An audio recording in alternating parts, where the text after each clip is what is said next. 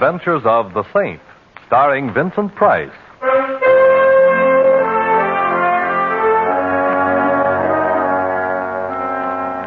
The Saint, based on characters created by Leslie Charteris and known to millions from books, magazines, and motion pictures. The Robin Hood of modern crime is now transcribed for radio, starring Hollywood's brilliant and talented actor Vincent Price as the Saint.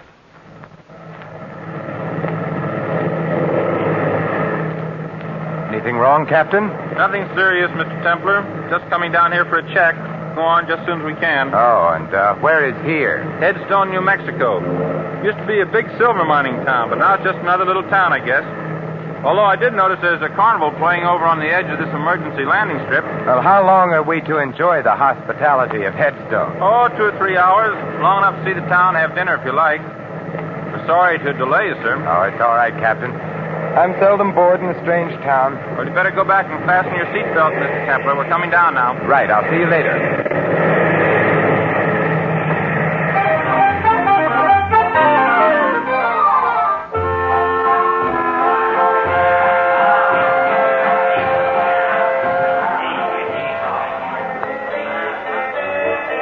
Well, good evening, Saint. You know me? Yet I don't seem to recall your face. Harry Kelly, and you don't recall my face because we've never met, but I've seen many pictures of you, and so I recognized you immediately. Well, that's very flattering. Tell me, Mr. Kelly, how can I get into town? You can find a cab on the other side of the carnival. Planning on staying long? Not at all. Should I? On the contrary, I was just going to suggest that I doubt if Headstone would welcome the presence of the Saint. Just a friendly remark, you understand. Oh, naturally. And if I may be permitted a friendly question, why are you telling me this? Just an interest in the continued health of my fellow human. If you have any trouble in town, look me up. Anyone can tell you where to find me. Look, the big show is just about to start. See little Fatima, the girl who shakes and shivers like a bowl full of jelly. Only 1 dime, 10 cents, the 10th part of $1. Hurry, hurry, hurry. Step right up Learn here. what the stars hold for you. I read the past, the present, and the future. Learn your fortune, young man. I already know it, Grandmother. I'm destined to meet a tall, dark, and beautiful woman. I'll settle for nothing less. I see strange lines on your face, young man. Huh? I will tell your fortune without charge. Give me your hand. I see danger. Beware of a blonde young woman. She will bring you death. There are worse ways of dying, Grandmother. I see danger, much danger, for one with a halo about his head. Blood and death. Unless he travels, I see... I think I'm beginning to get the idea. You might tell your crystal ball that I'm beginning to be interested. Goodbye, Grandmother, and may the saints bless you.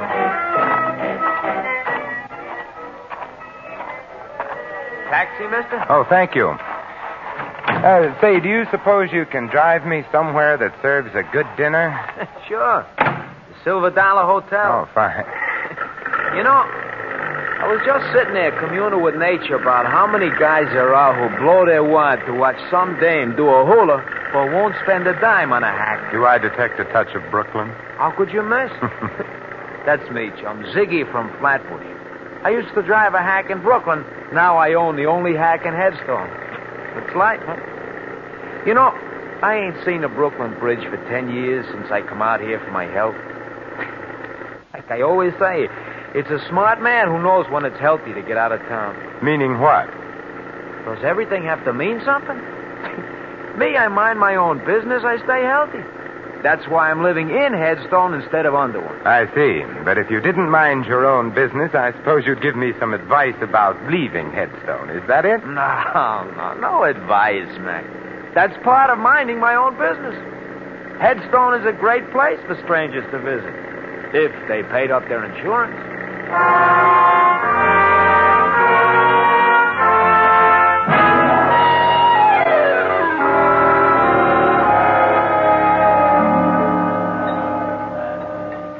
Here you are, waiter. Very nice dinner. My check, please. No, thank you. Keep the change. Hello. Well, Well, this is a surprising hotel. First a beautiful dinner, and then an even more beautiful blonde. May I sit down? Oh, by all means, Miss... Betty Conley. You're Simon Templar? I should have worn my dark glasses. But now that the truth is out, you might as well call me Simon. All right, Simon. Now, how did you know who I am? Now, don't tell me that you were just passing and recognized me. Well, Ziggy told me that you were here. He owns and drives the taxi here in Headstone. I know I shouldn't look a gift blonde in the hair, but why did Ziggy tell you I was in here? Well, Ziggy knows that I need help, and he thought, well, that is, since you're the saint, you might help me. Well, I have been known to help beautiful blondes on occasion. But tell me why you should need help, Betty. Someone's been trying to kill me. Oh, there should be a law against that. Are you sure? I've been shot at twice, and everybody here has been very unfriendly, except Ziggy and a man named Harry Kelly. I've noticed the unfriendliness in this town. But being unfriendly towards you is obviously an indication of insanity. Oh, please don't joke about it. I'm frightened. All right, my dear. Now tell me about it. Well, my father was known as Silver Slim Conley. He lived here for years, but he sent me east to school when I was very young, and I didn't come back here until recently.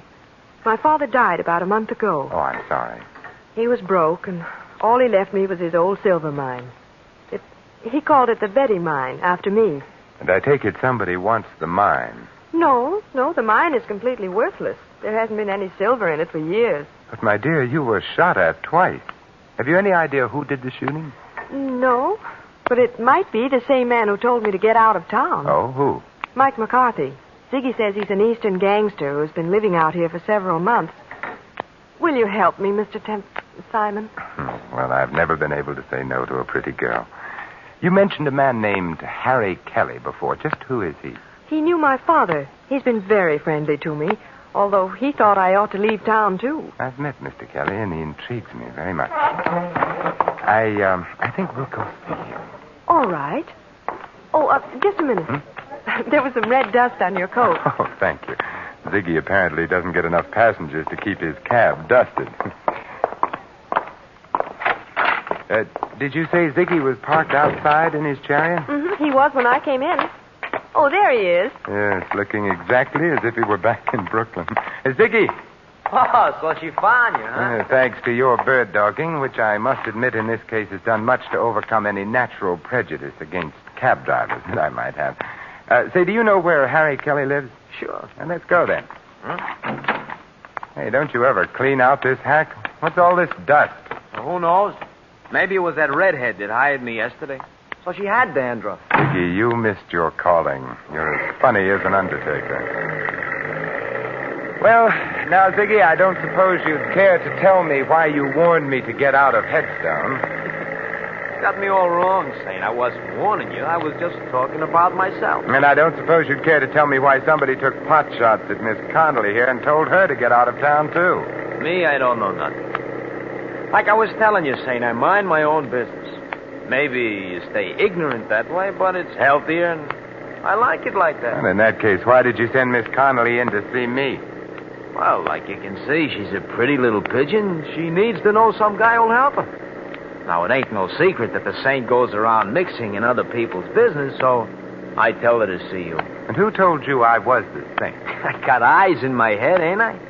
Like I said, I used to hack in Brooklyn. I got around. What about this Mike McCarthy? Strictly smart money, Saint. Huh? A lot of guys have crossed his path once, if you get what I mean. What about Harry Kelly? Local stuff.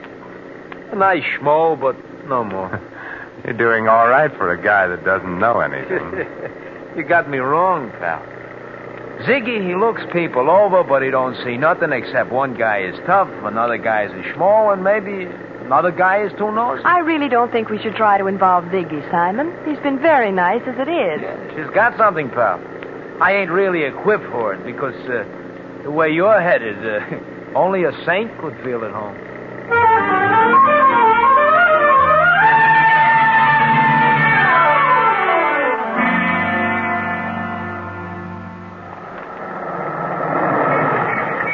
Well, here we are, Saint. Kelly lives on the first floor in the rear. Oh, thanks. Wait for us, Ziggy. We've got a couple of other calls to make after this. Don't worry, I'll wait. If you get in any trouble, just yell. Then I'll drive over and tell the sheriff I heard somebody yell for help. Oh, thanks, pal. Come on, Betty.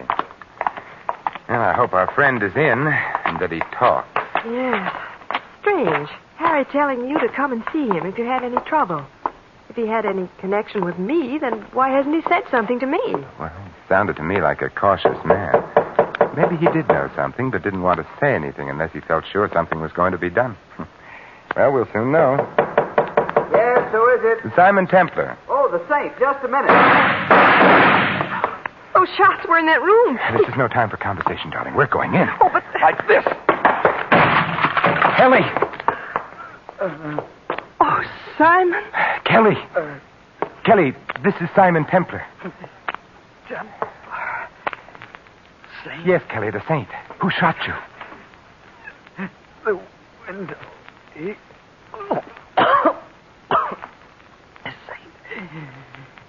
The mine. Kelly. Well, Betty, he isn't going to tell us anything now. His killer did a very thorough job. Window open. Must have shot from here. There's a shell on the fireplace. But what was he saying? Sounded like sin. Come on, Betty. We're going to spread a little saintliness.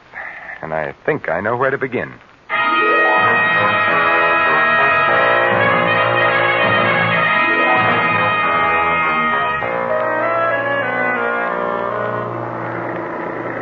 But, Ziggy, didn't you hear anything? Well, I noticed some noise, but like I told you... I know. You mind your own business. Are we going to the sheriff, Simon? No, not yet.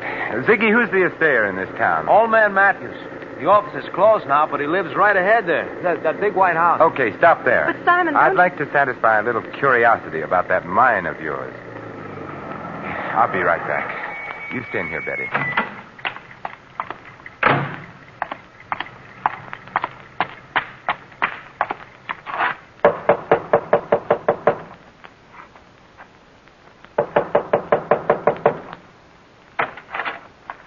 What do you want? Mr. Matthews. Who else should be here? It's my house, ain't it? What do you want? My name is Simon Templar. I wanted to ask you if you know the Conley silver mine. I know every mine within 200 miles of here, young fella. Hey, ain't that Betty Conley sitting up there in that taxi? Yes. Then why can't she tell you about the mine? She owns it. Well, she has told me, but I just wanted to check about the possibility of a mistake. How much silver would you say there was in the Conley mine? About enough to put in your eye and still leave room for your finger? Couldn't there be a hidden vein in it? Nope. There ain't been enough silver around here to make a dime for years and years. Could there be anything else of value in it? Mud and water, if you call that valuable. You sure? Of course I'm sure. Young fella, I've been here man and boy for 70 years, and I ain't got no time to stand around answering darn fool questions. Goodbye. Well, goodbye.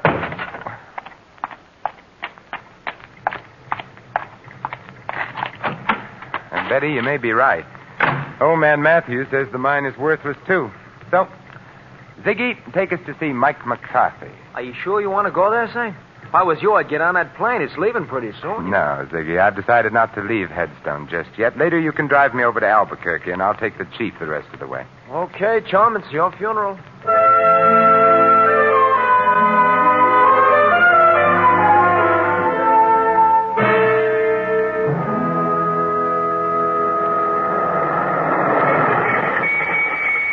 Simon, please be careful. Don't you worry, Betty.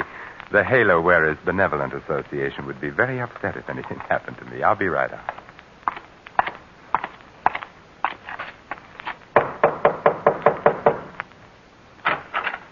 Yeah? I'm looking for Mike McCarthy. Well, you found him. It's my Boy Scout training. It never fails. My name is Simon Templar. The Saint? I've been known by that name. So what? That's a very interesting question. I must try to think of an answer sometime. Meanwhile, I thought you might like to know that I heartily disapprove of your telling a certain Miss Betty Conley that she ought to leave town. What's a girl to you? That's my business. I could make it mine. And if I do, your halo's going to slip down and start choking you. I thought bullets were more in your line. Meaning what? Meaning the shots fired at Miss Conley and a little gunning job only a few minutes ago. I didn't do any gunning. But I'm liable to if you don't beat it. You sound so sure of yourself, Michael. That's because I got more in my hand than an itching palm. That's a very pretty gun, Mike. But I'm very much afraid that nothing will satisfy my curiosity short of knowing why you want to get Miss Conley out of town. I got answers for nosy guys. 6 of them. I just stand right there. Stay away from that desk, Saint, or I'll... Don't worry, Mike. I have no interest in the desk at all, but I do have an interest in Miss Conley. And now, Michael, I'll bid you adieu.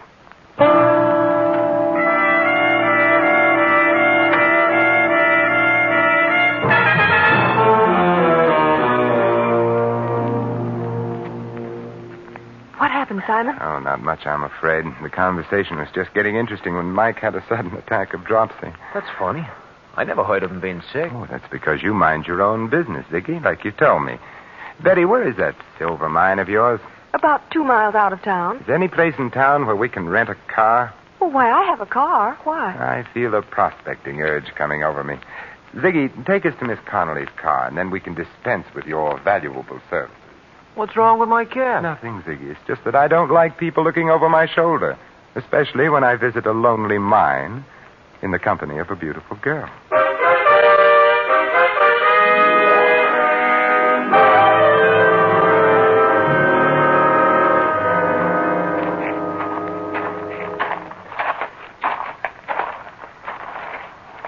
Well, here's the Betty mine, although I don't know why you want to see it. Frankly, I don't know either.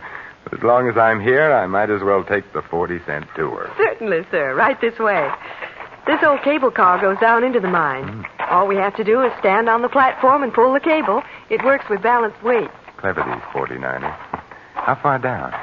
On the 40-cent tour, we give the exact distance.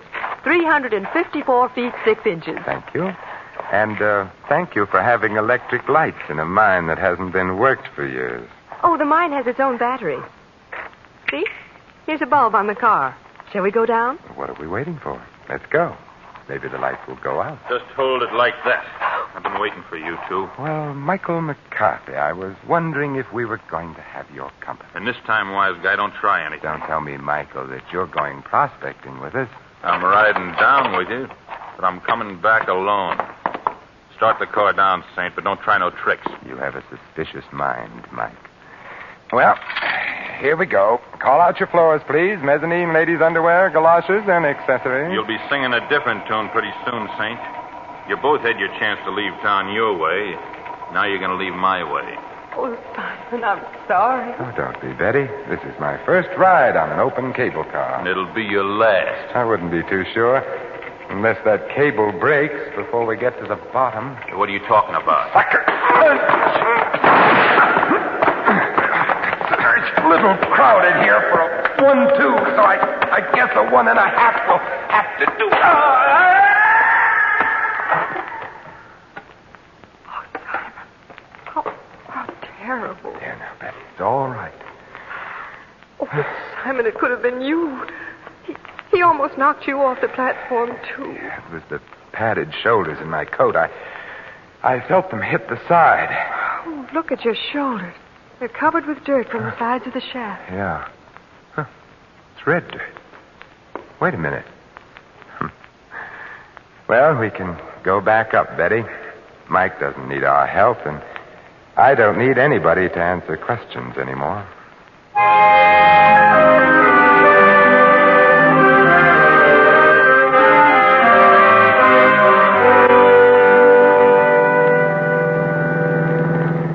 Simon, I'll never understand you. Why did you look at the dirt on your coat and say you didn't need any more questions? Because that dirt was red sulfide, Betty. And it explains why Mike was so anxious to run you out of town. Well, I don't see how. Red sulfide is used in paint, but that doesn't make it valuable. Red sulfide is also cinnabar ore, from which we get mercury, and that is pretty valuable. Evidently, your mine is rich in cinnabar, so it's worth a lot of money, Betty. Oh, then that was what Kelly was trying to tell us when he said sin. Yes, he was trying to say cinnabar. How can I ever thank you, Simon? Well, I have a couple of ideas on the subject. Oh, but now people would say I was chasing you for your money. So I guess you can just see me off on the train. We'll stop in town and have Ziggy drive us to Albuquerque. Oh, but I'll drive you. No, I insist on taking a cab. I don't want you coming back alone. I may want to change my mind about fortune hunting.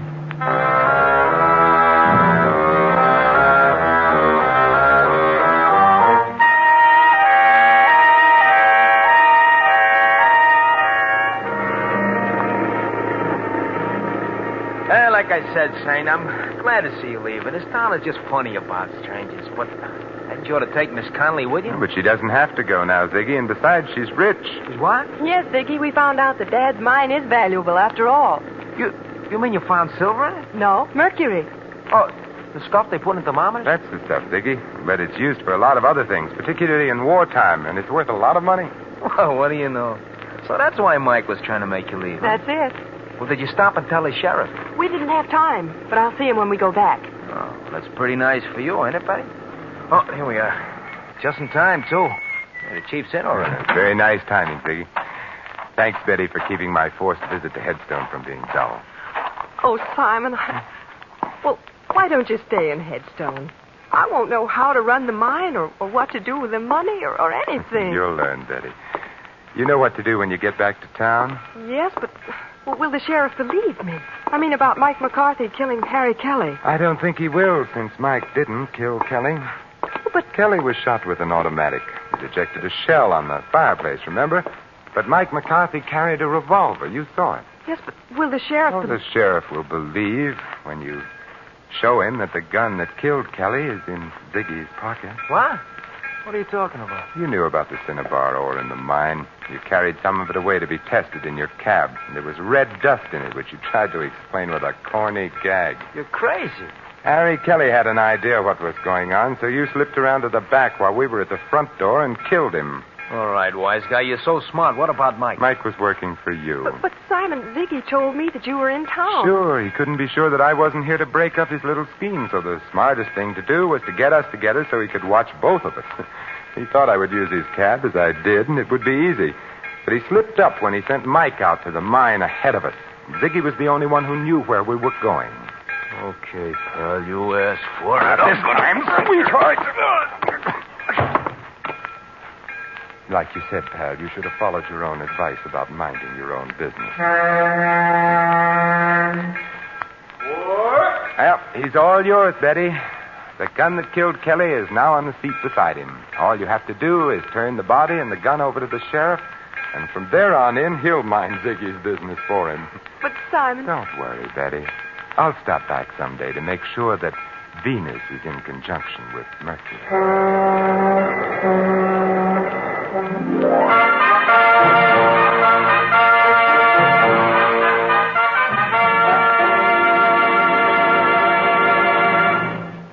You have just heard another adventure of the Saint, the Robin Hood of modern crime.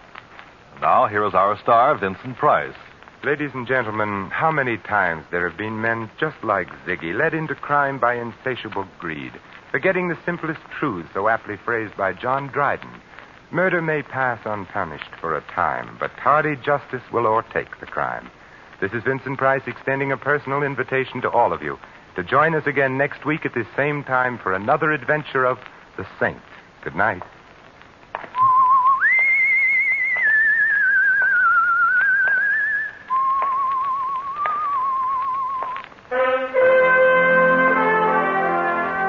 Tonight's script of The Saint was written by Michael Cramoy. Our cast included Harry Bartell, Barney Phillips, Colleen Collins, Fred Howard, and Tony Barrett. The music was composed and conducted by Harry Zimmerman. The Saint is a James L. Safier Agency production and was transcribed and directed by Thomas A. McAvity. Don't forget that the Saint comic books are on sale at all newsstands. Your announcer, Merrill Ross. This is the Mutual Broadcasting System.